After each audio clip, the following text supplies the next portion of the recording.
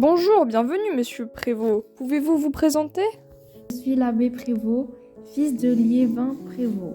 Je naquis le 1er avril et je me suis toujours demandé si cela n'était pas un signe.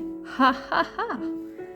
Ma vie se termina de façon bien triste, puisque je mourus le 25 novembre 1763, seul, dans la forêt de Chantilly. Attendez, quoi? Une blague? Dans quel sens? Vous voyez, la vie est pleine de surprises. Je l'ai appris très tôt. On me destinait à être prêtre chez les jésuites, mais j'ai vite constaté à quel point la vie là-bas était dure. Je suis partie.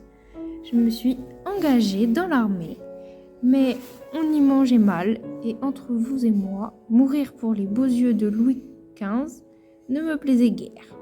J'ai pris mes affaires et je me suis en allée m'installer chez mes grands amis, les jésuites. Le point positif avec ces religieux, c'est qu'ils ont le pardon facile et que la cantine est superbe. Le problème, en revanche, c'est que la vie est vite ennuyeuse. Soudainement, combattre pour mon bien-aimé m'a semblé être une carrière passionnante. Me revoilà dans l'armée, avec les poches bien remplies. Mais bon, après quelques guerres, j'avais besoin de repos. Fini les jésuites, me voilà chez les bénédictins. Quel parcours incroyable, monsieur Prévost. Mais ces changements si fréquents ne vous ont-ils jamais causé préjudice? Ah ça diable, ne m'en parlez pas! Dans ma boîte aux lettres, tous les 4 matins, je reçois une lettre. Tantôt, le roi veut m'enfermer, tantôt, l'on veut me brûler mes livres. Bientôt, je pense que l'on va enfermer mes livres et que je vais passer au bûcher. Ha ha ha ha!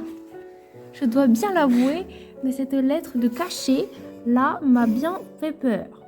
À tel point que je me suis retrouvée dans un pont à Londres. Et puis, que le roi est agaçant, sans cesse à me surveiller. Il a toute une armée et pourtant, je semble lui être indispensable. Surprenant! Qu'en est-il de vos amours? S'il y a bien une chose que la vie m'a apprise, c'est qu'il ne faut jamais faire confiance à une femme. Ayez le dos tourné quelques instants et c'est avec une autre que va la retrouver. Mieux vaut être seul que mal accompagné. Je vois que ce sujet est sensible. Parlez de votre livre.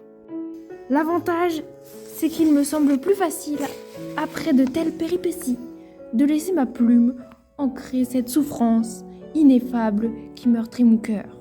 Je pensais à cette histoire quand j'écrivais. Mémoire et aventure d'un homme de qualité, moi.